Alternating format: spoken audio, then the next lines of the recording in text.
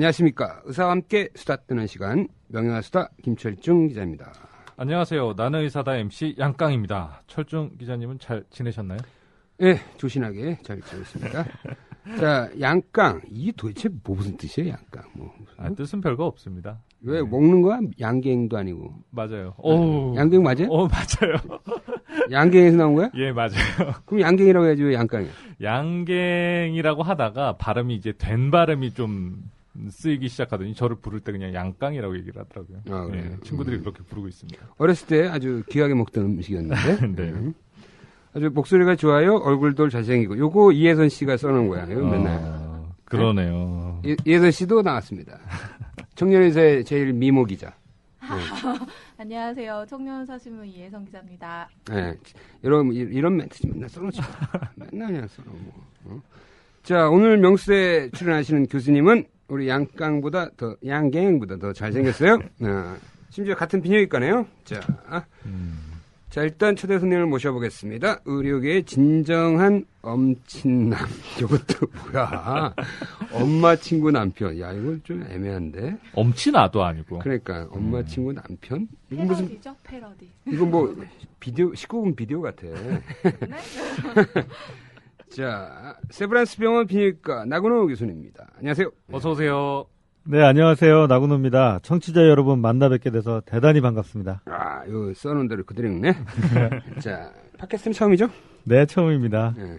여기는 우린 기존 방송과 달리 약간 수다 떨듯이 그래서 자기 평소에 하고 싶은 얘기를 막 해도 되는 시간입니다. 자유로운 방송이에요. 예.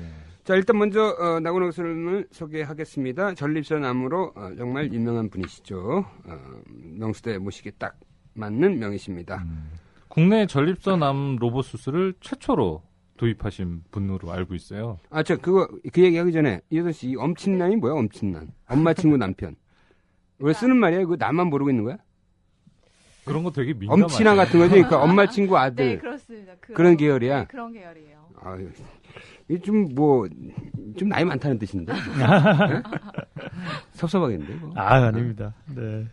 꽃중남 이런 꽃중년 이런 개념인데 이거. 또 국내에서 처음으로 전립선암 로봇 수술을 성공시켰습니다. 이제 오늘 그 전립선 질환하고 로봇 수술 전반에서 얘기를 할 텐데 아직도 많은 사람들이 로봇이 진짜 수술하는 줄 알아. 태권브이가 와가지고 의사는 아무것도 안 하고 로봇이 대신하는 줄 알아. 자, 이 얘기에 대한 로봇 수술에 대한 오해와 진실 이따 계속해서 하기로 하고요. 나 교수님의 프로필을 소개하겠습니다. 현재 신촌 세브란스 병원 비뇨기과 교수. 교수 맞아요? 네. 정 교수 언제 됐어? 3년 됐습니다. 그래요. 네. 보기는 뭐 이렇게 빨리 줘? 네. 그다음에 비뇨기암 전문 클리닉, 고집적 초음파 치료 클리닉 운영하시고 미국 이게 뭐야? 저널 오브 유럴로지, 저널 오브 엔도 유럴로지 심사위원. 이거 굉장히 훌륭한 건데. 네. 아무나 못하는 거예요. 아무나 제가 못해. 알기로는. 영어 좀 해야 돼. 예, 영어도 잘해야 되고 논문도 많이 쓰셔야 돼요. 내가 알기로는 나근호 교수가 우리나라에서 영어 제일 잘하는 그 의과대 교수 중에 한 명이에요. 네. 야. 나보다 잘해 심지어. 그래서 미팔군 원투원 제너럴 호스피털 비뇨기과 자문의사로 하고 계십니다. 영어를 왜 잘하죠? 고등학교 미국에서 나왔죠? 네, 일부 다녔었습니다. 예. 참고로 제 고등학교 후배입니다. 아니, 그래서 미국에서, 편파적이었구나. 네. 학연이요. 그러니까 미국에서 고등학교를 좀 다니다가 막판에 네. 내가 다닌 상문고등학교를 온 거야. 그치? 상문고 나오셨어요? 네. 하여튼 그래서 졸업장은 상문고야. 네. 그렇네요. 주로 미국에서 중학교 고등학교를 다닌 거죠, 그죠? 네. 그런 거 치고는 그렇게 영어를 잘하는 건 아니야. 한국말도 못하고 영어도 못하고. 네. 우리나라 의사들 치고는 잘하는 건데 그렇게 오래 네. 미국에 있었는데. 그렇습니다. 지난번에 내가 미국 가서 우리 나 교수가 이렇게 영어로 이렇게 사회도 보고 디스커션 하는데 진짜 잘하더라고. 내가 못 알아들어서 진짜 잘하는지는 모르겠어 사실. 자, 나군호 교수 하면 유명한 게 이제 로봇 수술을 국내에 처음으로 이제 시작했다는 거죠. 2005년도. 네. 2002년 월드컵 4강 열기가 채 가시기. 가신 거 그때는 좀 맞으세요? 멀다. 죄송합니다.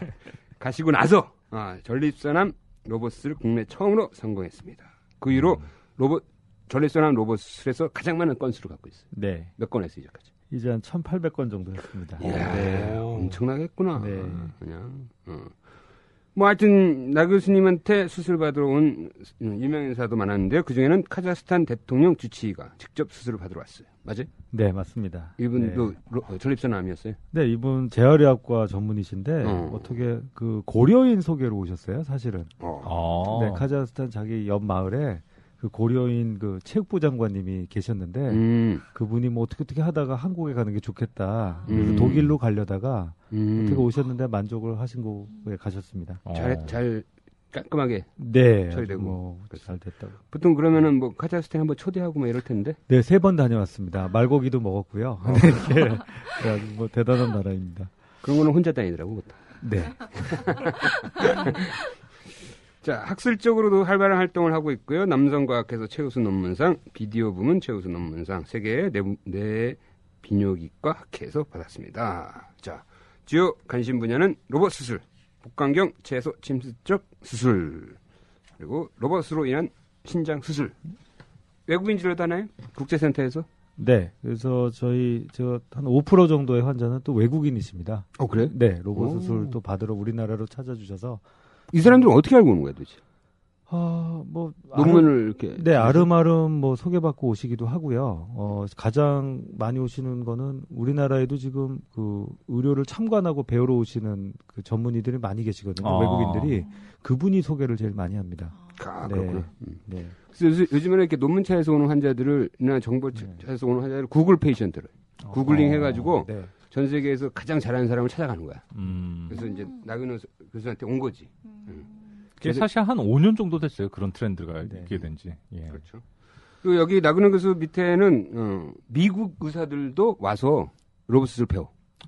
이게 완전히 역전인 거지. 우리가 90년대까지만 해도 미국 가서 배웠는데 이제는 미국 의사가 로봇 수술 배우겠다고 한국에 오니까 격세지감이지. 그럼요. 예. 근데 한국 의사분들이 뭐 어떤 그런 복강경 수술이나 이런 로봇 수술을 미국인이나 이런 백인들보다 훨씬 더 잘한다고 들었는데. 내가 그거는 알아. 우리나라는 젓가락을 잘 쓰기 때문에 그런 얘기 항상 나오지 않나요? 나 교수님한테 얘기를 들어야죠, 직접. 예. 아니 그러니까 일단 그 똑같은 전립선암, 똑같은 병기의 전립선암을 로봇으로 수술하는데 러닝 타임이 우리나라 몇 분이고 미국 몇 분이에요? 러닝 타임. 네. 좀 그러니까 어려운 수술하는 시간. 예. 있어 보이세요. 네, 그 영어 좀 쓴다니까. 영화로 치면 이제 러닝 타임인데 미국 또한 뭐 1시간 반, 우리도 한 1시간 반. 이제는 거의 차이가 없는 것 같습니다. 그래요? 네. 그럼 뭐 젓가락 어떻게 된 거야 이거? 근거 없는. 우리가 좀 빠르거나 이러진 않아요? 그 러닝 타임은 커브를, 짧은데 예. 그 환자분들이 아무래도 우리는 좀 덜 뚱뚱하시니까 그 시간은 훨씬 빠릅니다. 예, 열고 닫고 하는 시간은 좀 빠릅니다. 자, 그러면 이제 본격적으로 전립선과 로봇 수술에 대해서 얘기를 해보겠습니다. 제가 나이사에서 교회 오빠 양강의 하반신 토크라는 코너를 진행하고 있는데 아랫돌이 교회 오빠가 왜 제가 실제로 교회를 다녀요. 네, 아랫돌이 질환하고 교회 오빠하고 잘 안 어울려요. 일부러 그렇게 장명을 한 것 같아요. 근데 어쨌든 전립선에 대해서 궁금해하시는 분들이 많더라고요. 의외로. 예, 의외로. 그래가지고 이분들의 질문을 좀 해결해드리는 게 어떨까 생각이 드는데요. 아니, 그런 거 듣는 사람 되게 젊은 사람들 아닌가?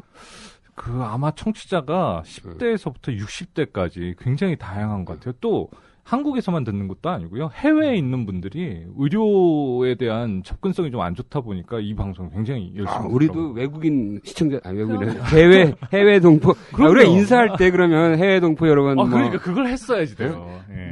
외국어로. 아니. 왜 가요 무대 할 때 보면은 네. 맨 처음에 뭐 안녕하십니까 한 다음에 해외 동포 분들 또 인사를 하더라고. 우리도 앞으로 그렇게 합시다. 예. 그렇게 하겠습니다. 해외 동포한테 꼭 네, 인사. 알겠습니다. 자, 일단 전립선이 뭔지 모르는 사람도 있을 거 아니에요. 그죠? 전립선이 뭐예요? 네, 전립선은 그 이름이 일단 헷갈립니다. 그래서 그 뭐 앞에 있다 그래서 앞전자를 쓰고 있는데 한자로 그게 이제 그 방광의 앞에 있다라고 해서 이제 앞전자가 됩니다.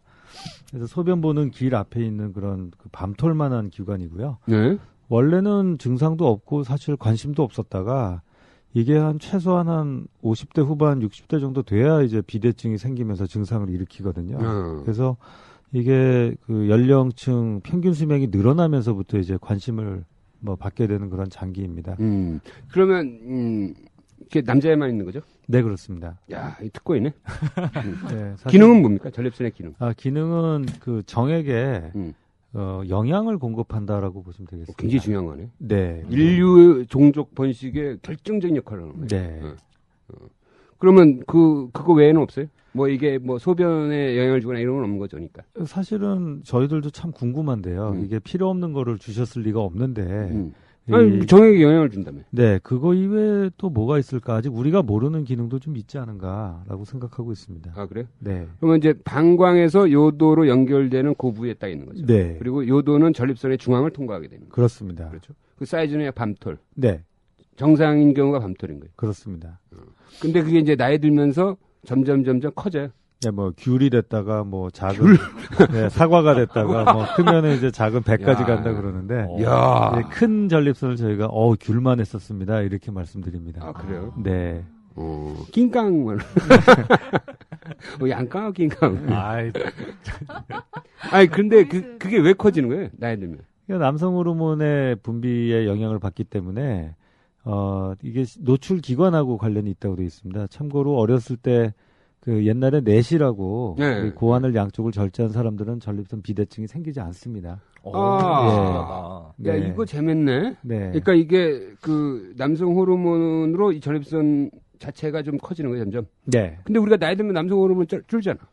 그러니까 줄지만 이제 노출 기간이라고 아까 말씀드렸는데요. 이제 뭐 10대 후반부터 계속 노출이 되니까 이게 그 뭐 한간에는 성생활을 문란하게 했을 때 커지는 거냐, 뭐 암이 그렇게 생기느냐, 뭐 그렇지는 않은데. 교회빠 이거에 대해서 어떻게 생각하세요? 문란하게 행동했을 때 더 커지는 거 아니에요? 근데 이거는 그 전립선 비대증을 앓고 있는 환자들한테 약간 그 오해를 줄 수가 있어. 그렇죠. 네. 그런 설도 있지만 아직까지 잘 모르는 거죠. 네, 그래서 이제 사실 이제 암이 걸리고 이제 안타까우시니까 이게 내가 예전에 그런 일들 때문에 혹시 생긴 거 아니냐. 먼저 까. 네, 근데 뭐 물어보지도 않았는데. 네, 당연히 그런 건 아니라고 말씀드리고요. 미국에서 비슷한 그 원인 중에 하나를 정관 수술로 보는 경우가 있었어요. 이거 민감한 문제인데. 네, 그래서 정관 수술을 했을 때 전립선 암이 생기는 거 아니냐. 근데 뭐 수십만 명을 대상으로 그 조사를 해봐도 뭐 그런 결과는 없기 때문에 혹시 참고로 예전에 뭐 정관 수술 혹은 지금 정관 수술을 고민하고 계시는 분은 뭐 피임법 중에 여러 가지가 있으니까 선택을 하되 정관 수술을 했을 때 전립선암 혹은 전립선 비대증이 더 늘어난 건 아니시다라고 말씀드릴 수 있습니다. 그러니까 정리해서 넘어가면은 이제 전립선 비대증이나 전립선 암이 왔다는 것이 뭐 과거의 성생활과 관련이 없다는 거고 그다음에 정관 수술을 했다고 하더라도 전립선 비대증이나 전립선 암 발생률이 높아지는 건 아니다. 네, 그렇습니다. 하는 거고. 자, 그러면 이 과거에는 진짜 이 고령 사회가 아니었으니까 문제가 안 됐는데 점점 환자가 늘겠네요, 이제. 네. 비뇨기과 잘했다 이거. 그렇지만 뭐 비뇨기과 뭐 아시다시피 우리 한국에서만 유일하게 지금 뭐 이 전문의 지원이 가장 적은 분야 중에 하나인데요. 근데 왜 그럴까 가만히 생각해 보면 미국에서 가장 그 수술이 많은 그 단위 수술로 보면은 그 백내장 수술입니다.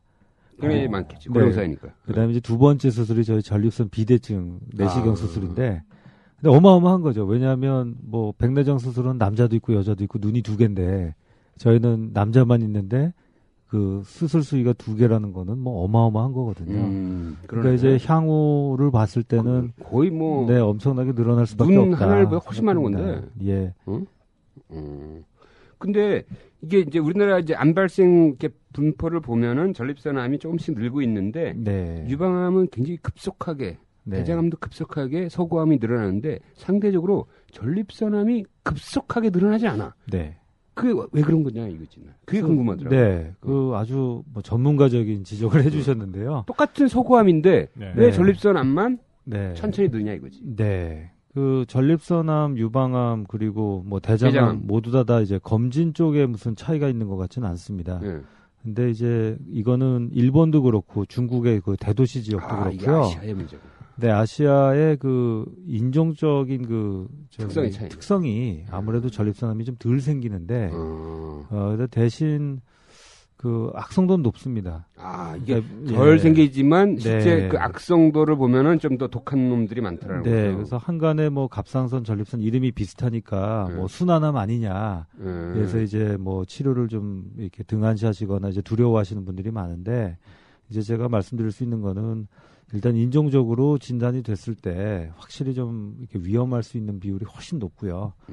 그다음에 이제 두 번째는 이 갑상선암하고 좀 비교해 봤을 때, 이 미국의 이 암이 워낙 많았다 보니까, 이 악성도 암 진단, 뭐 생명을 위협하는 암이냐 아니냐를 일찌감치부터 분석을 많이 했었습니다. 그래서 저희 글리슨 점수라는 그 점수표가 있어서, 이제 예전에 이제 10점 만점인데요. 그 예전에 뭐 2점, 3점, 4점, 5점까지는 지금 현재는 병리학적으로 아예 암이라고 진단을 하질 않습니다. 아예. 네. 그러니까 지금 아마 암축에도 못 뛰어. 네, 암축에도 아예 진단이 안 나오니까 고민도 없고. 섭섭하겠는데. 네, 모양은 암세포인데 생명을 위협하지 않아서 미국에 많았었기 때문에 저희가 좀 편한 부분이 있고요. 아마 다른 암에서 지금 논란이 아마 지금 그 과정이 있지 않은가라고 생각합니다. 근데 말씀하는 것 중에 그거 재밌네. 전립선하고 갑상선하고 헷갈려가지고. 네. 헷갈려가지고. 이 좀 약간 음률도 비슷하네. 전립선, 갑상선. 네.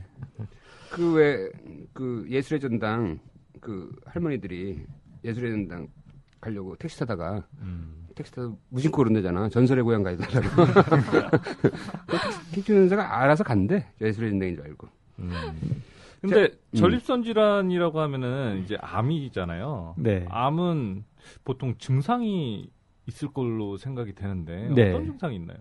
네, 예전에 많았던 증상이 이제 뭐 아주 전이가 많이 되면 뼈도 아파서 뭐 이제 암 쪽으로 봤을 땐 그런 증상이 있었는데 실제로 이제 연배가 좀 높으신 분들한테 생기니까 소변 보는 증상들. 뭐 소변이 좀 뭐 예전 같지 않다. 그러니까 조금 아니 그 약간 비뇨기과 가면서 이렇게 연기 잘하네. 방청객 수준으로 얘기하려고 그러는데 아유 다 알면서 왜 그래 선수끼리. 오래돼가지고 아마 많이 잊으셨을 겁니다. 네. 현직이 없었으니까. 그러니까요. 네. 그러면 이게 이제 PSA라고 이제 혈액으로 이제 전립선 그 특이 항원 검사를 이제 우리가 혈액으로 측정하잖아요. 그 수치가 점점 올라가면 뭔가 이상한 거니까 한번 뒤져보게 되는 건데 그 PSA를 몇 살부터 해봐야 돼요? 그래서 지금 우리나라는 뭐 50세부터 그다음에 혹시라도 가족 중에 뭐 전립선 암이 있었거나 할 때는 뭐 45세, 40세 정도 한 번 정도 하시는 게 좋고요. 우리 엄마는 없었어. 네. 네, 미국에서 이게 워낙 많다 보니까 미국 작년 가이드라인은 55세로 변하긴 했습니다. 그래서 이게 한때 논란이 있었잖아요. 이게 이거를 정기적으로 하는 게 과연 조기암 발견에 의미가 있느냐 없느냐 논란이 있었는데 이걸 그래서 55세로. 그러니까 리드 타임 바이어스라 그래서 저희가 너무 일찍 그러니까 어차피 영향을 별로 안 미치는데 너무 일찍 발견하는 거 아니냐라는 의견 때문에 미국은 55세지만 이제 저희 대한비뇨기과학회랑 이 아시아 지역에서 검토를 해보면 생명을 위협하는 정말 간암이나 폐암 같은 전립선암이 아까 말씀드린 글리슨 점수 8, 9, 10에 해당하거든요. 그 비율이 지금 10년째 25에서 35% 사이를 떨어지질 않습니다. 그러니까 전체 저희 진단하는 암 중에 뭐 PSA 기준으로 봤을 때 진단됐을 때 미국 같으면 이제 그런 암의 비율이 5에서 10%밖에 안 되는데 이거 굉장히 중요한 저희는 이제 뭐 똑같은 암이라도 아주 독한 암이 뭐 3배 이상 높은 지금 상황이기 때문에 그러니까 그 가이드라인을 지금 똑같이 적용하기는 어렵고요. 지금 현재는 하여간 뭐 기본적으로 뭐 감히 건의드린다면 생회 전환기 검진이라고 우리나라에 있습니다. 40대서부터. 네, 그래서 그때 한 번 정도 하고 매년 하는 거는 저희들도 좀 부담이니까 그 생회 전환기 검진의 PSA 숫자가 얼마인지 정도만 알 수 있으면 대부분의 질환을 뭐 미리 발견도 하고 이것 때문에 뭐 생명을 위협받지는 않으실 거라고 생각합니다. 저 해봤습니다. 몇이?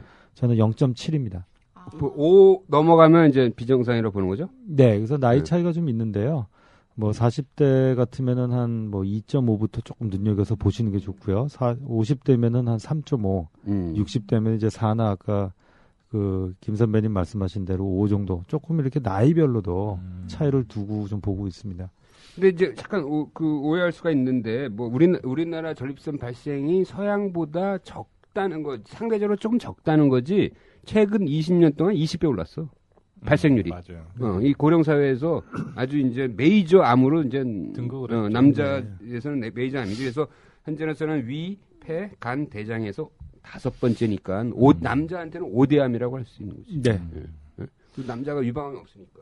재밌는 사실은 이제 뭐 일시적인 결과였지만 뭐 언론에 보도도 됐던 게 뭐 서울의 이제 강남 지역 3개 구에서는 뭐 한두 해 정도 1위 한 적도 있고요. 근데 이게 그러니까 상당히 그 이제 검진에 따라서 뭐 언론이야? 클 수 있습니다. 조선일보야? 뭐 KBS?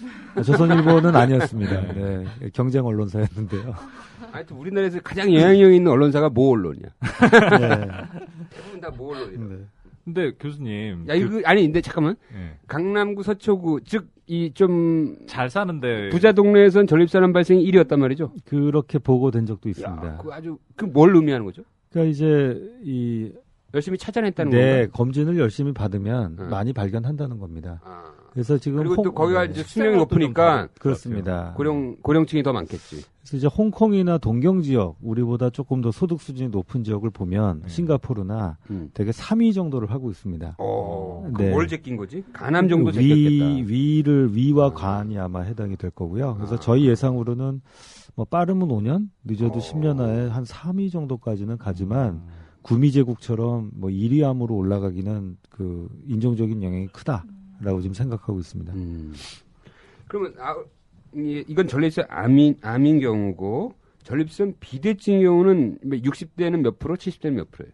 그래서 저희들 뭐 의사들은 늘 자기 질환이 제일 많다라고 얘기를 하는데 저희들도 많게 얘기하면은 이제 현미경적으로 증상 있는 거 말고요.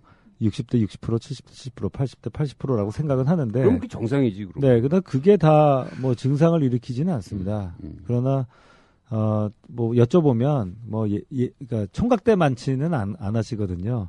그 소변줄기나 이런 것들이. 근데 그거를 예전 같으면 그냥 그러려니 했을 텐데 요즘 이제 그것도 불편하니까. 그렇지. 그러니까 이게 아주 나는 이 메시지 굉장히 중요하다고 보는 게 과거에는 더 중요한 것들이 많았어. 죽고 사느냐 문제가 더 심각했으니까. 근데 이제는 죽고 사는 문제들이 상당수 해결되면서 삶의 질이 중요했거든. 그래서 그 정도의 전립선 비대증이면 옛날에 병으로 안 봤는데도 지금 불편하다는 거야. 내가 계속 사회적 활동을 해야 되는데 그래서 약간의 이제 의사들이 생각하는 진단 기준도 좀 바뀌어야 될 것 같아. 네. 삶에 맞게. 네. 그 의사들은 자기 분야 질병들이 가장 중요하다고 그러는데 이거 맞아. 내가 들은 얘기인데 비뇨기과 의사들은 자기 아들이 태어나면 고환부터 만져본다는 거야. 어? 왜냐면 이게 정류고환이라고 왜 고환 안 내려오는 경우 있잖아. 네. 그게 혹시 있나 해가지고 고환부터 이렇게 만져보는데 맞아 이거? 저는 그랬어요. 아 그래? 네. 저는 그랬어요. 직업병이네. 제일 먼저 고환을 먼저 확인하게 됐더라고요. 네. 저희는 뭐 손가락 발가락보다 고환을 먼저 보는 게 특징입니다. 그러네. 근데 얘기해. 예, 그 아까 PSA 검사 수치를 얘기해 주셨는데 이 PSA 검사가 뭐 일종의 성행위나 자유행위에도 영향을 미친 그거에 영향을 받는다라는 얘기도 들었어요. 네, 그러니까 그게 무슨 말이야? 자위행위를 하고 나서 PSA를 재면 하잖아요. 그러면은 수치가 올라간다. PSA 수치가 올라가. 예. 그건 그 교수님께서 직접 얘기 좀 해주시죠. 아니 이게 피검사인데. 피검사인데. 아 예. 그 이제 조금 더 이제 우리 청취자님들은 그 학구적이시니까 이 PSA 검사 옛날에 없었습니다. 근데 이게 80년대 초반에 발견이 됐거든요. 그러니까 PSA라는 거는 이제 전립선 특이 항원을 검사죠. 혈액으로 검사하는 거죠. 네. 피검사로. 이 보험 되잖아요. 그죠? 네, 보험 됩니다. 싸죠. 이게 아마 15,000원. 네, 만 얼마로 되어 있고요. 근데 이게 조금 보면은 이 어떤 물질인가 하면 단백질이에요. 단백질을 피해서 검출을 하는데 극미량입니다. 저희가 P1cc당 몇 나노그램이 있는지를 검출하는데요. 이 물질이 어떤 물질인가 하면 정액 안에서 원래 예전부터 있었습니다. 지금도 있고요. 그래서 사정을 하고 나면은 이 정액이 반고형 성분으로 나와서 이제 정자가 잘 헤엄칠 수 있도록 정액을 녹이는 그런 단백질 분해 효소입니다. 근데 이게 보통 때는 뭐 피해서 검출이 거의 안 되거나 약하게 돼야 되는데 전립선 염이나 뭐 비대증이나 전립선 암일 때 그 피 쪽으로 가는 그 경계막이 깨지게 됩니다. 그럼 이제 그게 올라가는 거를 이제 알 수 있게 되는데요.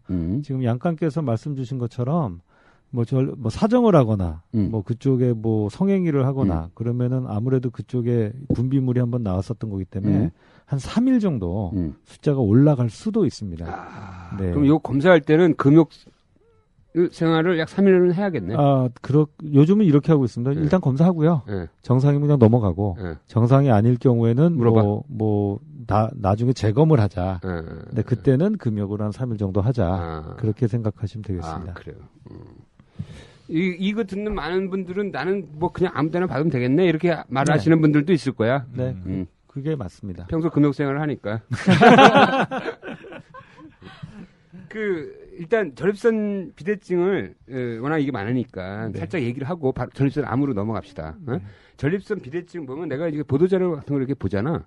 왜 이렇게 치료법이 많아? 그 얘기는 뚜렷한 치료법이 없다는 얘기 아니야? 뭐 어떤 데는 뭐 보톡스로 한다, 어떤 데는 뭐 RF로 한다, 어떨 때는 뭐 내시경으로 한다, 뭐 대세가 뭐예요, 대세가? 대세는 이게 비대니까 일단 약을 먹겠지. 약으로 일단 합니다. 뭐 약도 어마어마한 시장이 형성돼 있고요. 그다음에 증상이 이제 개선이 안 되면은 뭐 수술, 레이저, 뭐 온열 치료, 뭐 지금 치료 방법이 다 있는데요. 이게 왜 그런가 하면은 만약에 전립선 비대증이 그 전립선 세포가 커져서 비대증에만 확실하게 그게 원인이고 그걸 해결되고 없애면은 다 수술만 할 겁니다. 근데 문제는 이게 방광도 사실은 나이가 들거든요. 여자나 남자나 나이가 들면 예전같이 소변을 시원하게 혹은 뭐 한참 만에 보지는 않기 때문에 이게 다양할 수밖에 없는 게 일부는 약으로 해야 되고 뭐 일부는 비대증으로 해결되는 게 이게 있어서 그렇기 때문에 이제 정말 전문가의 진찰이 꼭 필요한 상황입니다. 이게 전립선 비대증이라서 이게 단순히 볼륨의 문제가 아니구나. 그러니까 볼륨만 줄여준다고 해서 해결되는 게 아니고 펑셔널하게도 봐야 되고 그 사람의 라이프 스타일도 봐야 되고 뭐 그런 거구만. 그래서 하나의 뭐 질환으로 그냥 하나의 치료법으로 해결할 수 있는 건 아니고요. 전문가가 가장 손쉬운 것부터 하시는 게 좋을 것 같습니다. 그 보톡스는 어디다 쓰는 거예요? 보톡스는 이제 아까 그 비대증 말고 이제 신경성, 예민성, 그 과민성 방광 같은 게 이제 같이 있을 때 그저게 이제 신경을 좀 이렇게 둔하게 하면 전립선 주변에? 네, 전립선 주변이나 방광 주변에 그래서 이제 소변 보는 증상을 좋게 할 수가 있게 됩니다. 나는 전립선에 보톡스 맞아 뭐 이런 거. 네. 실제로도 쓰고 있습니다. 네. 그 보톡스 진짜 신기한 약이야. 그러니까요. 오만 군데 쓰이잖아. 미용에도 쓰이고 이런 데도. 그러면 일단 전립선 비대증은 그 자기의 정확하게 이제 기능적인 측면, 볼륨의 문제 이런 것들을 감안해서 거기에 자기한테 맞는 적절한 치료법을 찾는 게 중요하겠네요. 네, 그렇습니다. 근데 각 병원마다 또 트렌드는 있는 것 같아. 세브란스는 어때요? 저희들은 좀 수술을 좀 보수적으로 하는 기관이고요. 그다음에 약물 치료 전문가도 따로 있고. 그래요? 네, 그래서 수술은 뭐 정말 좀 꼭 필요할 때 그냥 최후의 방법으로 고민을 하는 기관입니다. 그렇구나. 자, 이제 그럼 본격적으로 전립선 암과 로봇에 대해서 얘기를 해볼게요. 전립선 암 환자들이 이제 수술을 하는 수 있으면 다행인 거예요? 네, 그렇습니다. 네. 어떤 경우는 수술 아예 못하고 이렇게 퍼지거나 뭐 불가능한 경우도 많은 거죠. 그러니까 또 역으로는 수술을 아예 안 해도 되는 경우도 있고요. 암이지만. 그건 어떻게? 그러니까 이제 아주 초기거나. 그러니까 초기는 어떻게 제가? 그러니까 지켜보는 거예요? 뭐 예를 들면은 뭐 전립선 비대증 수술을 하다가 우연히 암세포가 조금 발견됐습니다. 그럴 경우에는 대부분 저희가 그 1기 초반이라고 생각해서 그냥 지켜보는 게 표준 치료고요. 그다음에 또 아까도 말씀드렸듯이 뭐 조직 검사에서 아주 초기고 PSA 숫자가 낮고 뭐 임상적으로도 좀 지켜볼 만하다. 그러면 상당 부분의 환자분들도 지켜볼 수도 있는 암이 또 전립선 암입니다. 하나 이제 제가 4가지 치료의 방법이라고 늘 설명을 드리는데요. 뭐 방사선 치료, 뭐 약물 호르몬 치료, 수술 치료가 있지만 반드시 고려해야 되는 게 이게 꼭 필요한 건지 조금 지켜봐도 되는 건지를 항상 점검하고 나머지 3개 방법을 고민을 하게 됩니다. 이렇게 방송 같은 데 나와서는 이제 보수로 얘기하고 환자 오면은 이거 당장 안 하면 큰일 납니다 이거 뭐 이런 거 있는 거 아니에요? 제가 아마 우리나라에서 가장 그냥 지켜보는 환자분 수가 제일 많은 것 같은데요. 이렇게 얘기하니까 또 네, 근데 신뢰감이 가네. 이제 조금 많이 배웠습니다. 저도 이 질환을 본격적으로 이제 치료한 지가 이제 10여 년이 되는데 이제 감이 와. 네, 그러니까 젊으신 분에 있어서는 조금 더 적극적으로 치료하는 게 맞는 것 같고요. 조금 연배가 높으신 분들은 뭐 신중하게 뭐 암이라고 해서 바로 뭐 이렇게 공격적으로 하는 것보다는 조금 지켜볼 수 있으면 지켜보는 것도 괜찮은 것 같습니다. 그 얘기는 나 처음 들었어요. 아니, 이게 인간이라는 게 암도 나는 충분히 예상할 수 있을 것 같아. 이게 인간 그 노화된 세포에서 나온 암도 그 암이 뭐 젊은 애들처럼 뭐지 무지막지하지는 않을 것 같아. 어? 좀 순한가요? 왜냐면 내가 이제 B형 간염 주사를 계속 백신을 맞았는데도 자꾸 안 생기는 거야, 백신이. 항체가. 그래서 물어봤더니 당신 나이면은 이제 걱정 안 해도 된대. 그 정도로 그 나이에 들어와서 간경화까지 가는데 너무 오래 걸린다는 거지. 젊은 애들은 금방 한대. 그러니까 이제 그게 벌써 반응이 느린 거야, 이제. 나이 들면. 아마 그런 개념인가요? 네, 맞습니다. 저도 이렇게 면도를 아침마다 하다 보면, 불과 한 5, 6년 전만 해도 하루에 2번씩 했거든요. 그러니까 오후에 되면 좀 거무디티해지니까 또 면도하고 그랬는데 지금은 이제 하루에 한 번만 해도 여유가 있으니까 좀 서운합니다. 네, 인간적으로 좀 서운한데 그런 면도 좀 있고요. 근데 이제 이렇게 생각합니다. 저희 은사님들이 예전부터 얘기하신 게 우리나라에서 전립선암 환자분들은 바다나 고기만 우유만 먹고 이렇게 잘 육성된 전립선암, 미국의 암과는 다르다. 김치와 콩과 두부를 그렇게 많이 먹었는데도 생긴 암이기 때문에 일단 생기면 공격적인데 그게 40대나 50대 초반에 생긴 거는 무조건 안 좋은 쪽으로 해석하는 게 옳은 것 같고. 그렇지. 그러나 이제 뭐 예를 들어서 미국에서 연수도 하시고 뭐 젊었을 때 공부도 하시고 서구적인 습관을 유지하시다가 뭐 60대 후반에 발견하신 분하고는 다른 암이라는 거죠. 그러니까 이제 아직도 저희들이 모르는 부분이 너무 많습니다. 그러나 이제 원칙적으로는 전립선암은 하나의 생활 습관에서 기인한 것도 맞지만 더 중요한 거는 유전적인 요인이거든요. 그러니까 특히 40대, 50대 초반에 이런 일들이 있는 경우가 어떻게 보면 조기 진단하고 치료하는데 가장 효과적이라서 아까도 말씀드린 대로 미국의 뭐 요즘 인터넷을 다 보시니까 55세로 기준이 바뀌었는데 우리나라도 이렇게 해야 됩니까? 라는 거에 대한 제 답변은 뭐 맞을 수도 있지만 40대나 50대 한 번 정도 PSA 10,000얼마짜리 한 번은 하시는 게 안전하실 것 같습니다. 지금 병원에 오는 환자들의 전립선암 환자들의 가장 최빈 나이는 몇이세요? 65세입니다. 65세? 네. 은퇴하고 이제 실만하니까 딱 걸려서 오네. 그러니까 너무 서운해 하시는 거죠. 뭐 예를 들면 이제 뭐 교직에 계셨거나 직장 생활 하시다가 뭐 이런 얘기들도 많이 하세요. 현직에 있을 때 발견이 되지. 뭐 없는 데가 겨우 정년했는데, 작년에 정년했는데. 웃을 일이 아닌데. 이렇게 됐느냐. 야, 이거 얘기된다. 또 거꾸로는 이러신 분들도 있어요. 뭐, 교장 선생님이신데, 이제 정년하기 전에 쭉 한번 해보는 거죠. 네, 거기서 이제 하면은 뭐 병실이 바글바글 하십니다. 네, 후배 뭐 선생님들도 오시고. 그러니까 뭐 하나 조금 이건 다른 암 포함해서 뭐 직장에 계시거나 지금 현직에 계시는 분들 또 정년을 앞두시는 분들은 최소한 한 6개월은 저희 의사들한테 주십시오. 그러니까 6개월 전에 검진을 다 있는 그대로 뭐 모든 거 다 한번 받으시고요. 깔끔한 몸 상태로 정년에 맞으시면 좋을 것 같습니다. 사회학적인 해석이야. 현직에 뭐 어차피 암에 걸릴 팔자라면 현직에 있을 때 걸리면 유리하다 뭐 이런 얘기인데 얘기되는 사회학적인 얘기야. 말돼. 그러면 일단 조직 검사를 할 거 아니에요? 네. 그러면 조직 검사를 해서 아까 말한 글리신 스코어를 볼 거 아니에요? 네. 그 악성도에 따라서 어그레시브하게 할 거냐, 좀 얌전하게 할 거냐 결정되는 거죠. 네, 그렇습니다. 물론 나이 팩터도 있겠지만. 네. 네. 네. 그래서 전립선암 조직 검사는 어디서 해요? 네, 전립선이 이제 어디 있느냐? 아까 방광 앞에 있다고 말씀드렸는데, 그럼 조직 검사는 또 어디서 하느냐? 예전에는 이제 회음부라 그래서 항문하고 고환 밑에 피부를 뚫어서 하기도 했었고요. 항문하고 고환 사이. 네. 그 길을 뚫고 들어가는 거죠. 바늘이. 그렇게도 했는데 뭐 상상하시다시피 좀 많이 아플 것 같다. 네, 예전에 저희들 농담으로는 일제시대 때 이제 일본 순사가 독립투사들을 고문할 때 뭐 전립선 조직 검사를 했던 얘기가 있거든요. 그 정도로 많이 아프신 검사기 때문에. 마취를 할 거 아니에요, 그래도. 네, 이제 부분 마취만 하기 때문에 요즘 주로 하는 방법은 이제 경직장이라 그래서 항문을 통해서 이제 전립선 조직 검사를 하게 됩니다. 그러면 바늘이 꺾여요, 그 안으로?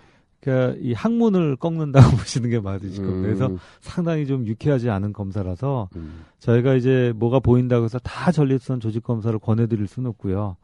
해당 전문가들이 여러 가지 아까 나이인데 나이에 비해서 좀 높은 거 아니냐. 가장 중요한 거는 작년에 했는데 혹은 3달 전에 했는데 이게 올라가는구나. 혹은 손가락으로 뭘 촉지를 했더니 항문을 통해서 뭐 단단한 게 만져지거나 이런 여러 가지 임상 상황을 좀 종합해서 의심이 되면 이제 하겠죠. 네네. MRI도 찍어볼 거 아니에요. MRI를 찍는데 요즘은 이제 워낙 또 저희 우리나라 영상의학과 전문 선생님들이 경험이 많으셔서 이거 암 같으니까 해야 됩니다 이렇게 할 수도 있는데 뭐 안타깝게도 아직은 이제 보험 처리가 안 되니까. MRI가 보험이 안 돼요? 네, 이제 진단하기 전에는 보험 혜택을 받을 수가 암이 나오면 없어서 보험이 되는 거죠, 그죠? 암이 나와야 보험이 됩니다. 네. 그러니까 이게 난감한 일이야. 근데 이제 MRI는 그럼 언제 하느냐? 조직 검사를 했는데 뭐 암이 안 나왔고요. 근데 PSA는 계속 올라가는데 저희 의사들도 2-3번 조직 검사 권해드리는 게 쉽지 않거든요. 이제 그때는 조직 검사를 그냥 했을 때는 그 부위만 또 하게 되니까 진단율이 낮을 수 있으니까. 혹시 비용이 허락하시면 우리 MRI를 좀 뭐 해봅시다. 그래서 그렇게 되면 항문 쪽 말고 항문 쪽과 반대쪽에 있는 전립선이 사실 저희가 놓칠 수도 있는 지역이거든요. 그러니까 그 지역까지 좀 이렇게 타겟을 해서 조직 검사를 해서 진단을 많이 높일 수가 있습니다. 근데 나 이쪽에 경험이 좀 없는데 이게 그 경직장 초음파 있잖아요. 네. 항문 안으로 초음파 넣어가지고 바로 그냥 전립선 바로 뒤에서 보잖아요. 네. 그거 보면 대충 알지 않나? 이게 암이 있는지 없는지. 그래서 그러니까 예를 들어서 네. 보통 암은 어떤 형체가 있는데 이거는 형체가 없을 수도 있나 보지? 그냥 전체적으로 그냥 커지기만 하고. 네, 그래서 실제로 저희 뭐가 보여서 만져져서 뭐가 보일 때는 사실은 뭐 2기 중반 이상, 뭐 실제로 만져지면 거의 3기로 저희가 예상을 하고요. 그러니까 PSA로 진단되는 것들은 지금 저희 초기암이 대개 한 4에서 10이라는 숫자를 저희가 보는데요.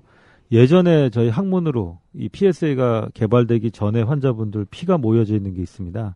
그때 이제 피 검사를 다시 저희가 계산을 해보면 뭐 100, 500, 1000. 그러니까 지금 이 숫자들은 상당히 초기에 발견된다라고 보시면 되겠습니다. Please listen carefully. 9개 병원에서 일어난 연쇄살인, 최소 40명, 최대 400명의 희생자. 그러나 16년 동안 아무도 몰랐다. 그 남자 좋은 간호사. 우리 병원에 연쇄살인범이 있다. MBC 신비한 TV 서프라이즈에 소개된 희대의 연쇄살인범 찰스 컬렌의 소설 같은 실화. 그 남자 좋은 간호사. 우리 병원에 연쇄살인범이 있다. 절찬 판매 중. 자, 그래서 이제 일단 진단이 되면은 이제 수술할 수 있으면 현재로서는 수술이 가능하면 수술하는 것이 가장 최선의 방법이에요.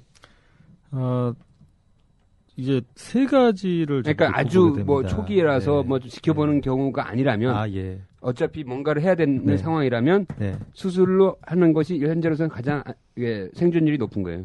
네, 생존율도 높고 뭐 암을 치료하는 데는 확실하다라고 말씀드릴 수 있는데 그럼 왜 이렇게 논란이 많이 되느냐? 이 수술과 수반되는 부작용들 때문에 그렇습니다.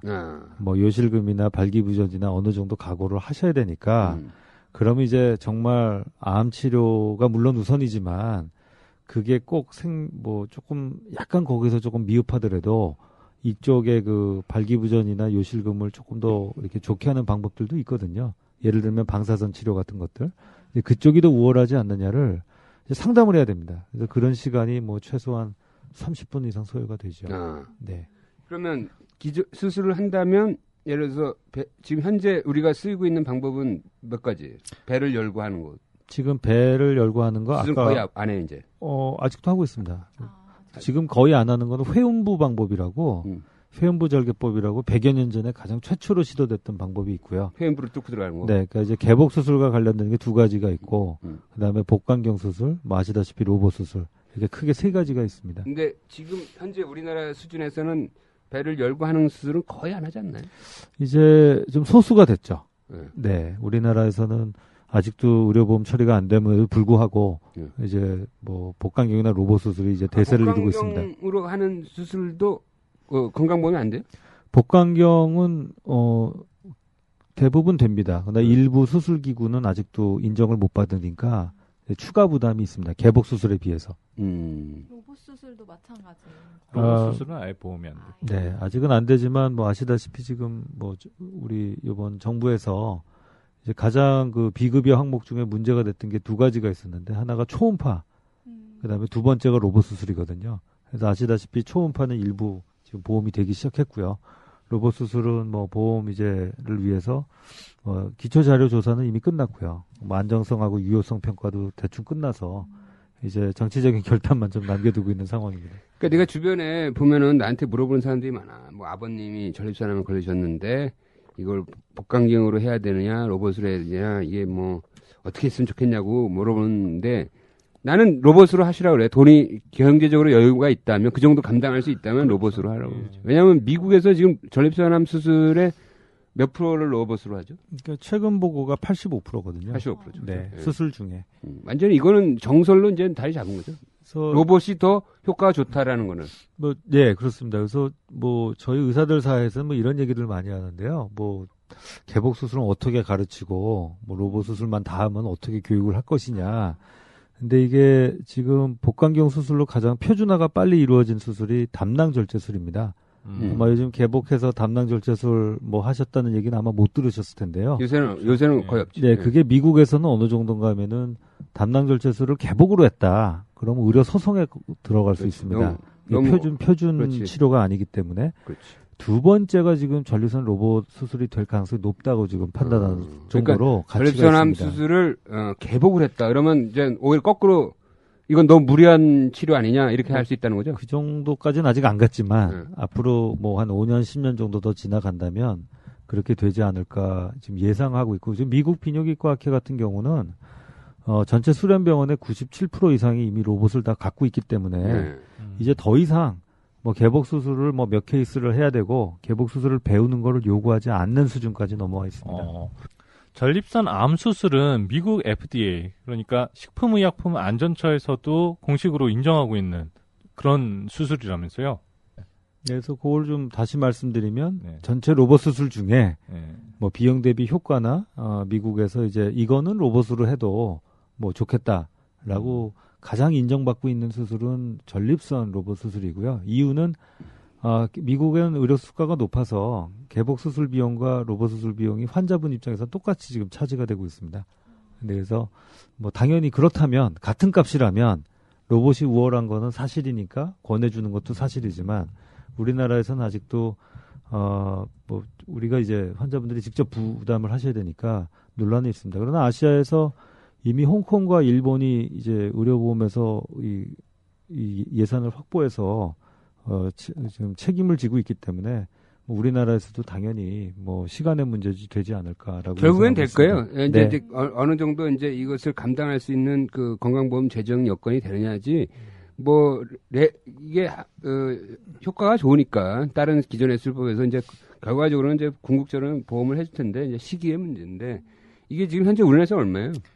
보통 시중 가격이 얼마예요? 시중 가격은 뭐 각 병원에 문의를 하시는 것 같습니다. 네. 세브란스는 얼마 받아요? 세브란스는 뭐 예전에 1,500만 원도 받았었는데요. 지금은 뭐 1,000만 원 플러스 마이너스 쪽에서 받고 1,000만 원 정도. 요거는 이제 입원이랑 이런 거 다 포함해서 아니면 다 포함해서 1,000만 원 정도 넣는다. 뭐 많이 1,500에서 많이 떨어졌네요, 그래도.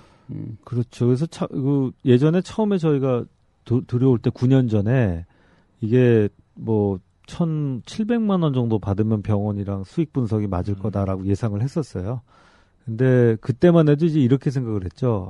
1,700만 원을 낼 수 있는 사람은 다 돈이 많고 이제 여유가 있으신 분이니까 다 1인실에 입원할 거고 뭐 이렇게 생각을 했는데 저희 환자분들 중에 이제 뭐 80% 이상의 환자분들은 늘 다인실을 원하세요. 그러겠지. 그래서 왜 그런가 이거를 봤더니 뭐 어차피 수술을 한 번 해서 완치가 될 수 있다라는 암에 있어서는 예를 들면 갑상선이나 뭐 초기 대장암 같은 경우에 그럴 때는 뭐 수술이 좀 비싸더라도 최선을 좀 다해보자라는 의미로 전립선암이 이제 쓰이게 됐던 것 같고요.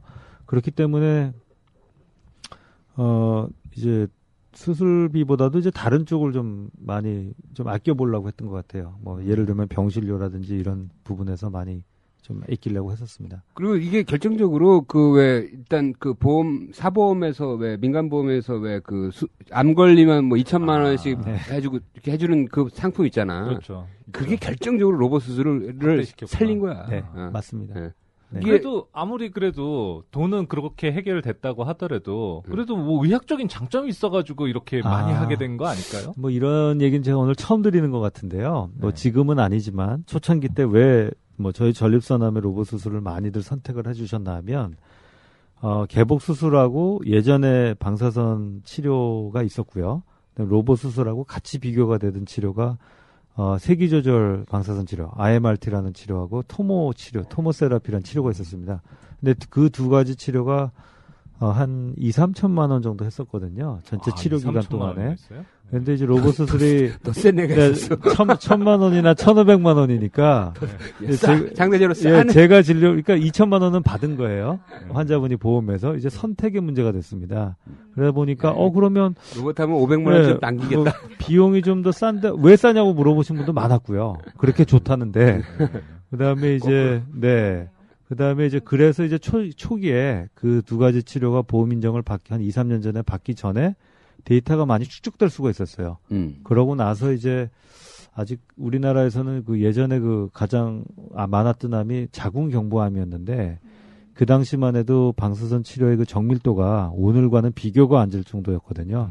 그래서 이제 부작용이 좀 있었던 그런 안 좋은 추억을 가지고 계셨던 분들이 많아서 아직도 방사선보다는 이제 수술을 많이 선택했었고 그런 금전적인 이유가 참 컸었습니다. 저는 사실 1,000만 원이 넘는다 그래서 아니 수술이 너무 비싸다라고 생각했는데 상대적으로 싼 수술이었던 거네요. 로봇 수술이 그렇게 따지면. 그렇죠. 그래서 이제 방사선 치료하시는 분들이 이제 처음에 이제 옛날에 보험 만들 때 보면 한 번 할 때, 그러니까 한 번 세션 받으실 때가 이제 50에서 60만 원으로 이제 정확하게 설명을 들으셨거든요. 근데 그게 이제 35회, 30회 이렇게 됐던 겁니다. 그러니까 이제 느낌이 다른 거죠. 매번 나눠서 내는 거랑 로봇 수술 한 번에 뭐 1,000만 원 이러니까. 지금 현재 성인의 3분의 2가 암보험에 가입돼 있는 상황이었으니까 지금도 그렇지만 그러니까 이게 암에 걸리면 2,000만 원이 나오는 거야.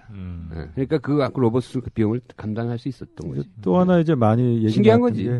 그러면 왜 뭐 간암이나 폐암에서 왜 로봇 수술 못했느냐? 그 이유는 아주 단순했습니다. 추가로 항암이나 방사선 치료가 예상될 때는 못 하는 거예요. 2천만 원 한도 내서 다 써야 되니까. 한도 내서 써야 되니까. 그래서 우리나라 이 로봇 수술의 그 보급의 그 현황은 상당히 그 경제적인 이유가 있었습니다. 그렇죠. 네. 일단 로봇 아까 내가 서두에 얘기했듯이 아직도 많은 사람이 로봇이 진짜 수술하는 줄 알잖아. 태권브이가 수술하는 줄 안다니까.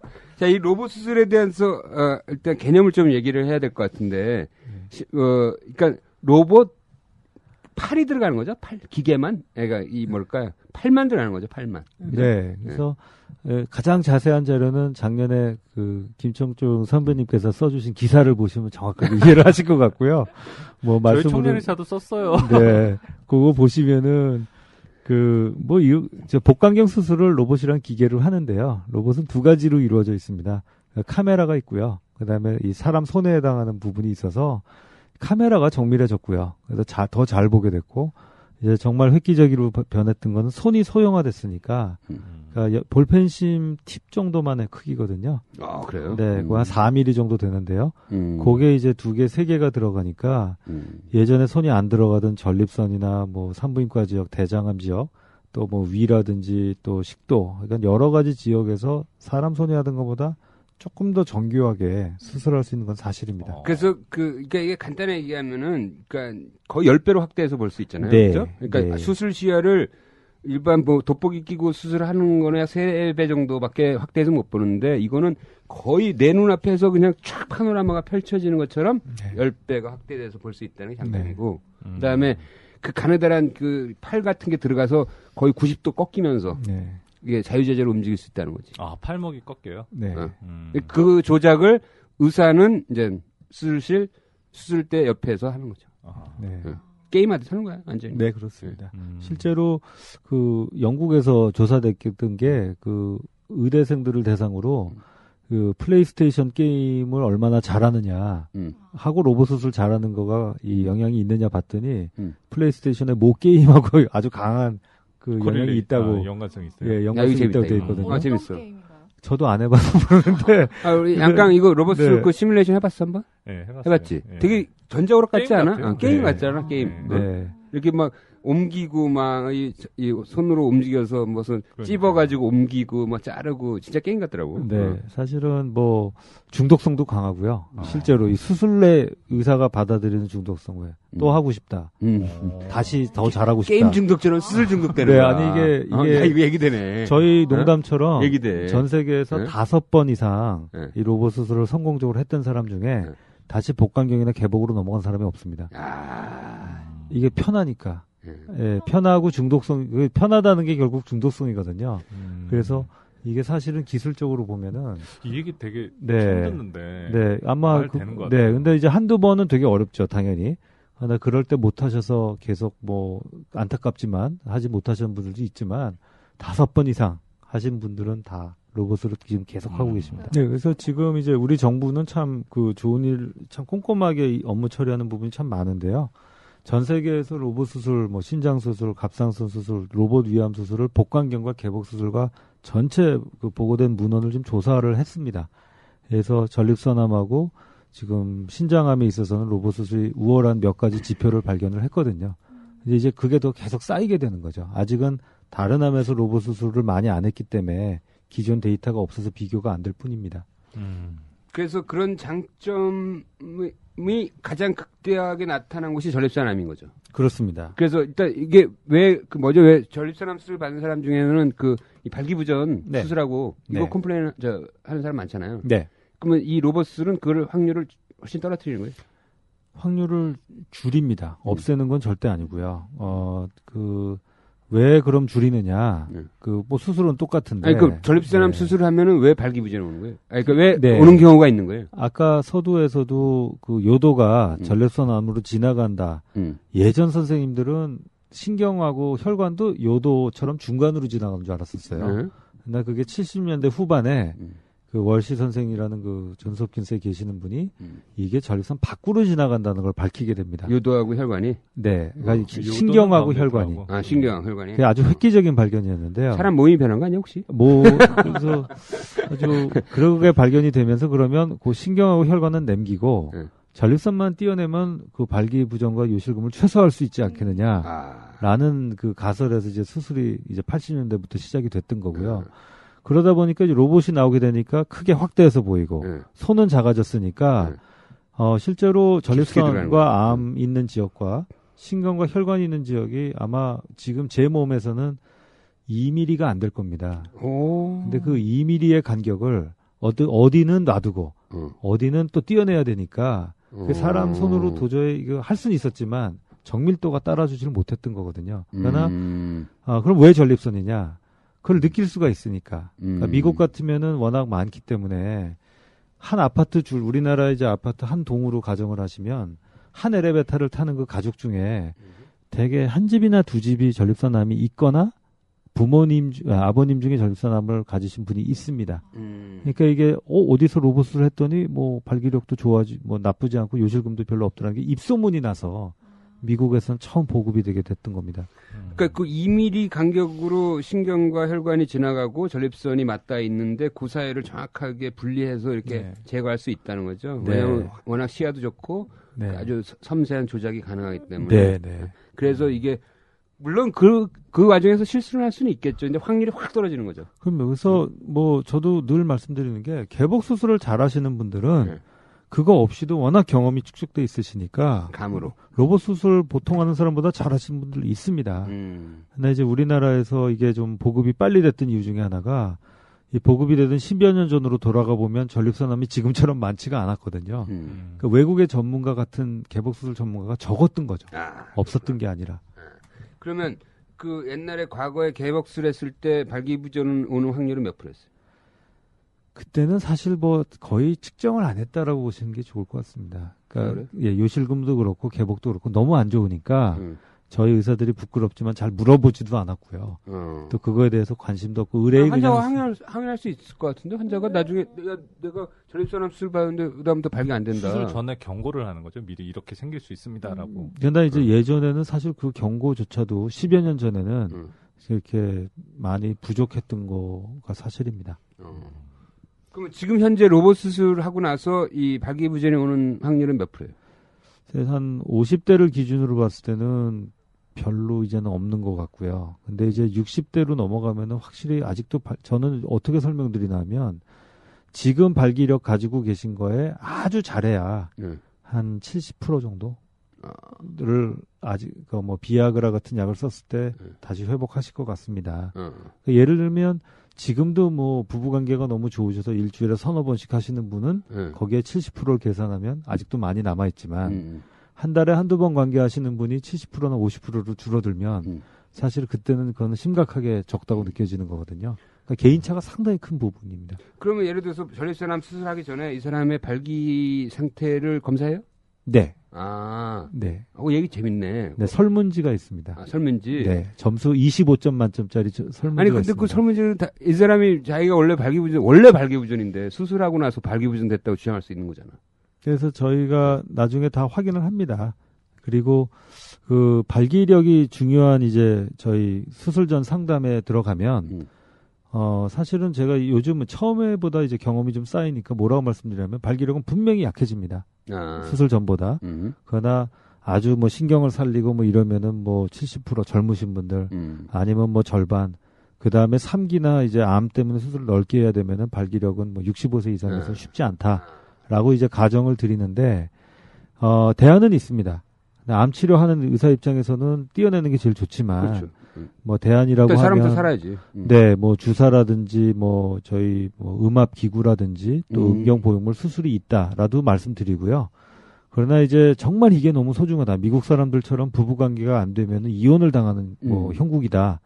또 우리로 치면 이제 재혼을 앞두거나 또 뭐 사별을 하시고 여자친구가 있으신 분들이 있습니다. 아, 이제 뭐 고령자니까 네. 별의별 일이 다 있는 거지. 그런 경우에는 이거 중요한 이슈예요. 네, 이런 경우에는 조금 암 치료 성공률은 뭐 장기적으로 떨어질 수 있지만 뭐 아까 말씀드리는 그 방사선 치료, 뭐 그치. 요즘 나오는 뭐 근접 치료, 뭐 고주파 치료 같은 것들을 한번 고민을 같이 해보자. 그러니까 이게 이제 됩니다. 기존의 의학과 의사들은 환자가 갖고 있는 질병에 너무 포커싱을 한 거야.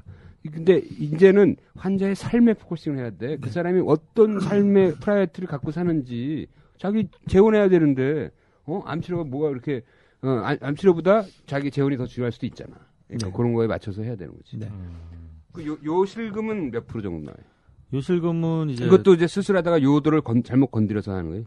그 요도를 물론 잘랐다 다시 꼬매니까 그 이제 힘이 되살아나는 데는 당연히 시간이 필요하시고요. 요실금이 왜 발생할까를 저희들도 참 연구를 많이 했습니다. 아직 모르는 게 많구나. 네, 그래서 왜 그런가 했더니 지금은 어렴풋이 알고 있는 것은 이 수술할 때 이 타박상이 오히려 가장 큰 원인이 아닌가 생각합니다. 그 부위를 툭툭 건드린다 이거지? 그러니까 이제 뭐 아까 1, 2mm를 예를 들어서 뭐 이렇게 간격을 벌려서 수술을 해야 된다면 한쪽으로 당겨서 그 2mm를 한 4mm 정도로 폭을 넓혀서 뭐 그 공간을 이제 찾아서 수술을 해야 되니까 이제 그런 와중에 이제 타박상이 발생하고 또 어떤 분의 뭐 혈관 근육은 더 힘이 좋아서 잘 회복하는 분들도 있고 또 연배가 높으신 분들은 아무리 육안적으로는 다 살려놨다 하더라도 기능적으로 회복을 못하는 거거든요. 그러니까 어떻게 하면 가장 손을 덜 대고 수술을 할 수 있느냐가 이제 지금의 이제 핫 이슈가 되었습니다.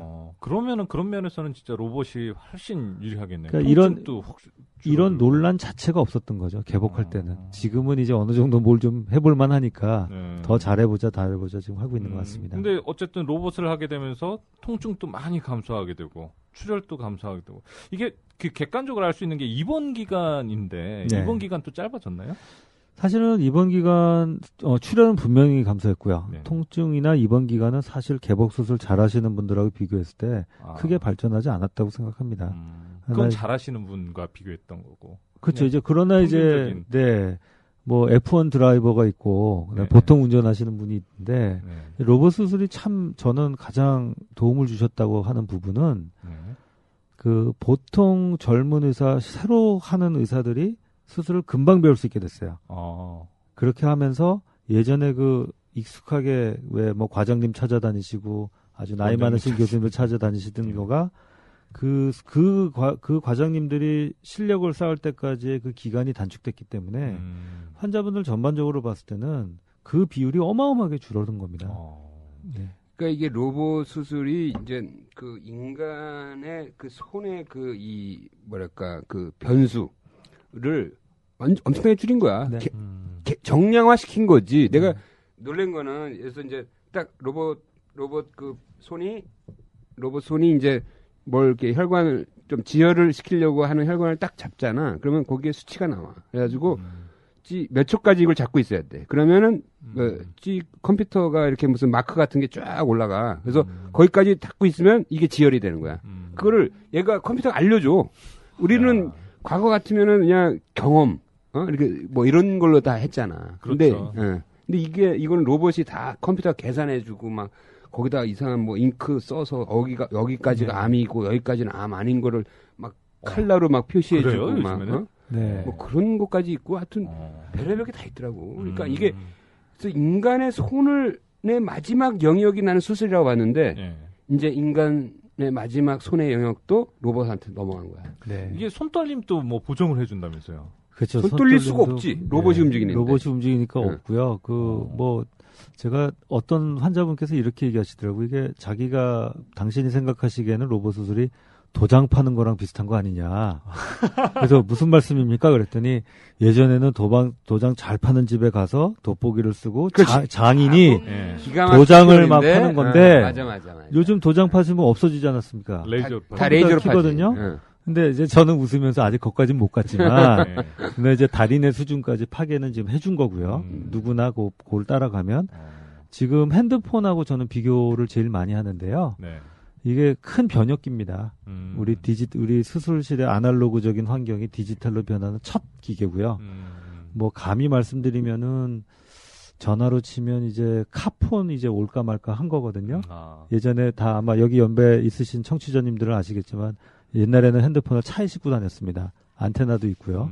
근데 그러면 여기가 끝이냐? 이제 시작이기 때문에 2G, 3G 제가 주말에 핸드폰도 샀는데요. 뭐 LTE 되니까 되게 좋더라고요. 근데 그게 끝이 아닐 거라는 거죠. 그러니까 이 로봇 수술이라는 것이 우리의 삶을 어마어마하게 변혁시키는 첫 단계의 기계다라고 저는 생각합니다. 그러니까 그 도장 참 재미난 표현이네. 도장 파는 거.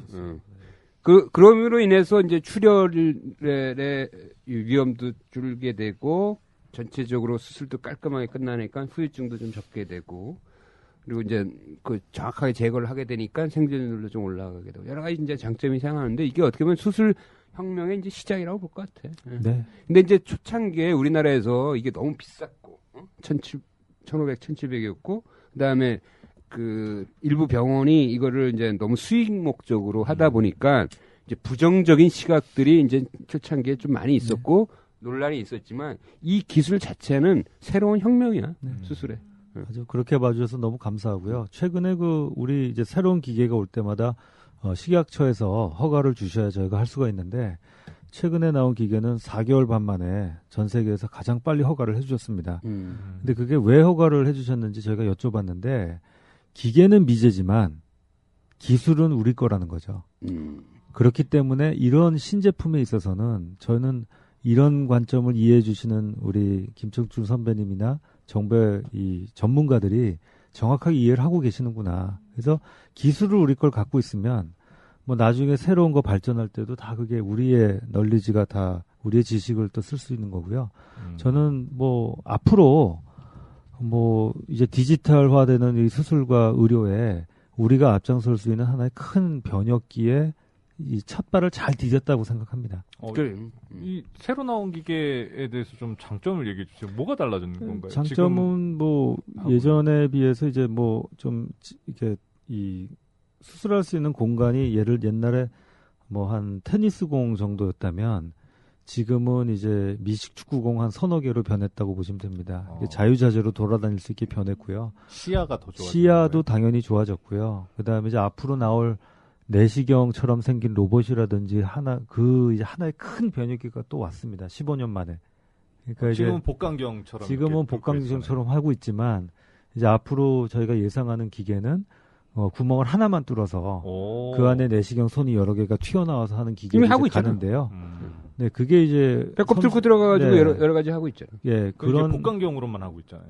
예, 근데 그게 이제 로봇 기술이 되면 또 편해지니까. 그러니까 싱글 단일 그 구멍을 뚫고 들어가서 로봇을 조작하는 경우는 이미 나왔어. 예. 근데 재밌더라고. 왜 이제 네. 그 팔을 복강경은 오른쪽으로 움직이면 오른쪽으로 가잖아. 네. 로봇은 반대로 움직이더라고. 그거를 계산을 해가지고 손이 이렇게 움직이도록 또 해주더라고요. 그러니까 되게 하여튼 첨단 과학인데 이게 옛날에는 로봇 팔이 이렇게 쑥 밀고 당기고 하는 이 길이가 약 15cm였다면 예. 지금은 30cm까지 배 안에서 쭉 가는 거야. 그러니까 배 안을 다 뒤집는 거지. 이제는 이제는 암이 난소암 같은 것도 이제 보통 암이 복강 안에 막 퍼지잖아요. 그런 거는 열어서 해야 되는데 복강경 하거나 이제 로봇으로 하는 거지. 그게 이제 쭉쭉 가니까. 다빈치 XI라는 버전에서 그렇게 손이 되겠죠. 쭉쭉 가니까. 그래서 이제 이런 것들을 뭐 어떻게 미국 기계고 비싸다고 보시는 것도 10분 이해합니다. 좀 비싸. 30억이니까. 당연히 뭐 우리나라 기계가 돼야 되고요. 그러나 이런 관점도 보실 수 있습니다. 우리가 빨리 세계에서 제일 잘하면 네. 이런 것 때문에 해외에서 환자도 오실 수 있고 우리가 의료를 교육할 수도 있고 또 여러 가지 파생 상품이 생길 수 있습니다. 핸드폰으로 치면은 심지어는 케이스도 만들 수 있는 거고요. 여러 가지 여러 가지 지금 파생 상품이 있는 건데 저희들끼리 그 지난주에 이제 로봇 심포지움을 하면서 대논란이 한번 있었습니다. 로봇 회사가 돈을 더 많이 벌어야 될까? 스티브 잡스가 돈을 더 많이 벌어야 될까? 근데 저는 당연히 스티브 잡스가 그 아이폰이니까 더 많이 벌어야 된다고 생각합니다. 그러나 일부 공학자들께서는 달리 생각하더라고요. 그거는 장난감이고 핸드폰이고 이거는 사람의 삶을 살리고 변혁을 준 거기 때문에 훨씬 더 가치 있는 일을 했다. 기계학적으로. 그러니까 뭐 이거는 다 변혁기입니다. 아마 아마 녹음이 되어 있을 텐데 5년이나 10년 후에 우리가 이 녹음을 다시 들으면 그때 참 별로 중요하지 않은 일 갖고 얘기를 했구나. 이미 그건 다 장난감이고 9세대가 카폰처럼 9세대가 돼버린 이 내용일 텐데. 그러니까 지금 상상할 수 있는 것들은 난 다 나올 거라고 나는 봐. 예를 들어 이제 그 미니 로봇 같은 게 나와서 이제 혈관만 꼬매는 거야. 아니면 아주 그냥 그래서 내가 장단컨대 20년 안에 개인 클리닉에도 로봇 쓴다. 맹장 수술할 때도 로봇 쓴다니까. 아니 이게 이제 그러니까 아주 이렇게 유저 프렌들리로 갈 거라고 분명히 아주 사용하기 편하게 그리고 특정 목적으로만 혈관 꼬맨 있으면 혈관 로봇 갖고 와라면서 로봇을 갖다. 왜냐면 그 조작이 훨씬 더 섬세하니까. 그래서 이거는 대세인데 잘 이제 그 남용되지 않고 적절하게 이제 기준을 맞춰서 건강보험으로 이제 그 좀 분석을 해서 결과가 확실하면 좀 보험으로 제도권으로 조금씩 흡수해 가면서 발전해 나가야지. 이걸 로봇 그거 비싼 거 아니야? 그거 뭐 의사들만 좋은 거 아니야? 뭐 이런 식의 부정적인 시각은 이제는 좀 없어지지 않을까? 뭐 이런 생각도 들어요. 무슨 다빈치에서 나온 사람 같아. 사실 이게 의사들한테도 복음이야. 그렇습니다. 이게 앉아서 하잖아. 네. 그렇죠. 예. 앉아서 하니까 집중도가 굉장히 좋아. 그리고 3시간짜리도 덜 피곤해. 앉아서 하니까. 그런가요? 실제로? 그러니까 저희 중간에 또 로봇을 정지시켜 놓고 나와서 커피 마실 수도 있다니까. 진짜로. 하려면은 그렇게 할 수 있겠죠. 예. 그 저희 딱 그 정지 기능이 있어. 로봇 팔 네. 정지 기능. 네. 그래서 정지 버튼을 딱 누르고 저 커피 마시고 갑시다. 그럼 딱 커피 마시고 간다. 근데 그런 거보다 약간 위급 상황일 때 정지 버튼을 누른다거나 이럴 수 있는 건가요? 그런 거가 이제 아주 초창기 때 이 개발이 될 때 이게 기계니까 어느 레인지 밖으로 넘어가면 자동으로 서킷이 딱 꺼지게 돼 있고요. 그리고 뭐 예를 들어서 이 로봇에서 머리를 띄는 순간 로봇은 딱 꺼지게 돼 있고 그런 안전화 기능은 당연히 지금 뭐 1년에 60만 건씩 지금 전 세계에서 행해지고 있기 때문에 안전은 별로 염려 안 하셔도 되고요. 이런 표현을 드리고 싶습니다. 저희 그 후배가 이 인턴들을 데리고 이제 막 강의를 하는 거예요. 그래서 수술할 때 옛날에 이렇게 땡기는 옛날에 사람이 땡기는데 요즘은 리트랙터라고 그래서 땡기는 기계가 있습니다. 그 기계가 그 기계가 의사를 위한 거냐 환자를 위한 거냐를 물어보고 있더라고요. 그게 의사를 위한 기계지만 결국은 환자를 위하는 거죠. 지금 그 선배님이 말씀해 주신 것처럼 의사가 편한 것도 결국은 환자를 위한 겁니다. 맞아요. 네. 근데 그거가 저희가 너무 보수적이라서 그 비용을 상정을 안 했던 거거든요. 그러니까 하나의 큰 변혁기라서 처음 당하는 일이고 또 비용이 수반되니까 너무 어렵지만 저희들 의사 입장에서는 그 환자분들이 내시는 돈을 소중하게 생각하고 그거에 대한 가치를 항상 증명할 수 있도록 노력하는 게 최선의 길이라고 생각합니다. 의료진이 어떤 이런 육체적인 피로나 이런 게 좀 덜 해야 수술 집중력을 가지는 거지. 높아지고 그러면 수술 예후? 그렇지, 훨씬 더 좋아. 실수를 안 할 확률이 높은 거지. 네. 왜냐하면 의사도 인간이기 때문에 실수를 할 수 있으니까 집중력가 좋으니까 실수를 더 적게 하는 거지. 그래서 쾌적하게 수술을 해야 되는 거야. 그래서 이 로봇이 내가 보니까 외과 의사의 그 직업적 수명을 약 10년 늘렸어. 10년에서 15년. 네. 왜냐하면 노안이 와도 할 수 있으니까. 손이 떨려도 할 수 있으니까. 체력 부담이 적어도 앉아서 하는데 뭐 서서 안 하고. 10배를 확대할 수 있어서 네. 그런 거예요? 네. 화질은 얼마나? 화질이 영화처럼 보여, 영화처럼. HD급. HD급으로. 혹시 이번에 나온 건 이제 HD급. 풀 HD보다 좋습니다. 울트라 HD. 근데 3차원으로 보여요. 3차원. 3D로. 3D로 보이나요? 예.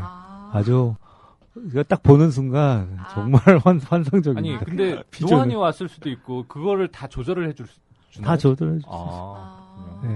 실력 있는 의사분들의 어떤 그 실력 훨씬 좀 더 오랫동안 환자들이 그러니까 이제 로봇의 다음 단계가 이제 그 튜토리얼 기능이라 그래서 중간에 잘하는 선생님들의 그 팁을 우리가 왜 헬프 버튼을 컴퓨터에 누르지 않습니까? 조막조막 비디오 클립처럼 유튜브처럼 뜨는 거는 이미 다 개발이 되어 있고요. 그러니까 하다가 이제 궁금하면 물어보는 거죠. 헬프를 눌러요. 네, 그러면 비디오 그 영상이 떠. 그 부위에서 어떻게 하는 영상이 뜬다고. 진짜 그 수술하면서 보는 거야. 이건 혁명이네요. 그러니까 내년에 지금 하고자 하는 게 완전 비행이야, 비행. 예. 그 나는 비행기랑 비슷해. 옛날에는 그 조종사의 그 경험과 이런 게 중요했잖아. 근데 요즘에는 다 컴퓨터가 하고 조종사들은 그걸 관리 감독하잖아. 이제 의사들도 그렇게 될 것 같아. 그 오토파일럿 기능 뭐 이미 다 일부 구간을 이제 이 영화처럼 프레임별로 수술하는 기술을 지금 검토하고 있는 단계고요. 지금 못하고 지금 할 수 있는 건 이런 건 있습니다. 뭐 내년에 이제 지금 계획하고 있는 게 일본 오사카에 있는 무슨 학회에 제가 뭐 한국에서 수술을 하면 제 수술실을 뭐 우리 신문선 해설위원이나 차범근 위원처럼 이게 코멘트라는 거죠. 해설가들이 일본에 앉아가지고 이 도면에다 그리고 화면에다 표시도 하고 여기다 치는 거 아니냐. 뭐 여기를 좀 더 쪄보면 어떠느냐. 그걸 이제 그거는 지금도 가능하죠. 지금도 다 가능합니다. 그러니까 어마어마한 외부에 있는 데서 이제 나그노 교수 후배가 로봇 수술하는데 나그노 교수는 교수실에 앉아가지고 그 모니터에다가 이 전자펜으로 야 여기 더 쳐라. 그러면 이 수술하는 사람 그 시야에 전자펜이 그려진다니까. 그래서 왔다 갔다 해. 그러면서 서로 이 핸드폰 헤드셋 기능이 있어가지고 서로 대화하면서 여기 더 쳐. 여긴 건드리지 마. 뭐 이런 식으로. 그리고 요새는 두알로 들어가지고 2명이 들어와. 2명이 들어와서 2명이서 막 서로 이렇게 챙챙챙챙챙챙 하는 거야.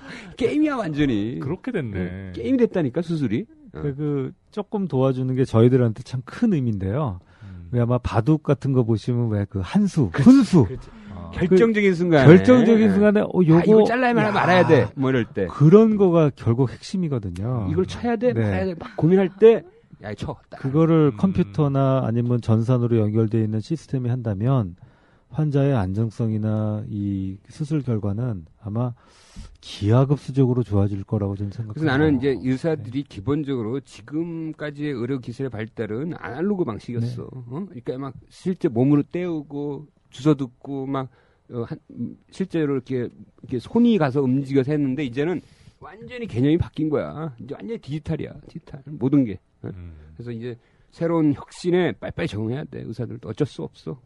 이걸 못 쫓아가면 진짜 지금은 대한민국 의료 기술, 수술 기술이 넘버원이라고 하지만 이 넘버원을 유지하려면은 이 혁신을 쫓아가야 돼. 그렇지 않으면 이 넘버원을 유지할 수가 없어.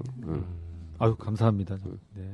큰 힘이 됩니다. 네. 아니, 근데 그래서 이제 계속 지금 이 로봇 수술을 적용할 수 있는 분야가 늘어나고 있잖아요. 뭐 대장, 뭐 위, 뭐 심지어 뭐 코골이도 요새는 로봇으로 하더라고. 그래요? 코골이도? 왜냐면 손이 이렇게 거기서 안에서 이 모관을 깔짝거리기가 너무 힘들잖아. 그래서 로봇 수술의 장점이 나는 그냥 단순한 수술의 장점이 아니라 새로운 수술의 혁명이다. 감히 이렇게 얘기해요. 좀 정리를 한번 해주시죠. 왜 로봇 수술이 뭐 많아지고 있는지 이런 뭐 장점이 있을 것 같은데. 그러니까 지금 뭐 그런 미래적인 장점을 빼고 지금 현재 봤을 때 뭐 당연히 회복이 빠르고 예. 또 수술의 정밀도가 높아지면서 그 정밀도를 느낄 수 있는 뭐 전립선암처럼 발기력이나 뭐 요실금 같은 데서는 이제 효과를 본 지가 10년이 되고 있는 거고요. 그 정밀도를 느끼지 못하지만 이제 다른 그 지표들이 또 쌓이는 것들도 이제 슬슬 나오고 있으니까 이제 겨우 10년 됐습니다. 그리고 일부 암에서는 5년밖에 안 됐고요. 우리가 시작했고. 그래서 당연히 뭐 이 논란은 비용 대비 효과를 따지면은 아직은 이게 비싸니까 많이 하지는 못하지만 오늘날 이 수술이 개복하고 같다라고 비교를 하면은 사실 전부 다 로봇을 해야 될 수도 있는 겁니다. 그러니까 핸드폰으로 치면은 옛날에 왜 비싼 거 있었지 않습니까? 핸드폰들. 그러나 시장이 커지면 당연히 업체도 늘어나고 가격은 다운되고 펑션은 더 늘어납니다. 그러니까 그런 관점으로 봐주시면 뭐 장점을 얘기하기보다는 이건 하나의 변혁기이기 때문에 당연히 필요한 기술이고 우리가 안 하면 중국에서 할 거고요. 우리가 안 하면 다른 나라에서 할 겁니다. 그렇기 때문에 이거는 또 경쟁 관계에도 있다라고 저는 생각합니다. 다만 이제 이 충분한 트레이닝이 전제돼서 수술에 임해야 된다는 거고 그다음에 이게 결국에 내가 그 로봇 수술하는 걸 이렇게 보니까 결국에는 아나토미야. 해부하게 해봐. 그러니까 테크닉은 뭐 10개, 100개 넘어가면 거의 로봇이 하니까 이 조작하는 그 자체는 굉장히 뭐 거의 이제 균등해져. 막 30년 서전이나 10년 서전이나 똑같아. 더 이상 업그레이드 되진 않아. 로봇이 다 하는 거니까 결국에는 이 해부하게 해봐. 그 정확한 그 주변 장기를 파악하고 이 상황에서 어떤 걸 해야 되고 뭐 이런 거니까 그런 트레이닝 그다음에 이 계속 적응증을 새로운 걸 만들어낼 때 좀 학술적인 검증을 해서 비용 대비 효과 이런 것들을 해야 되고 만에 하나 이제 약간 이머전시 상황에서의 백업 뭐 이런 것들에 대한 대비 뭐 이런 것만 있다면 나는 이거는 빨리 우리나라 의사 서전들이 빨리 도입을 해야 그러니까 쫓아가야지.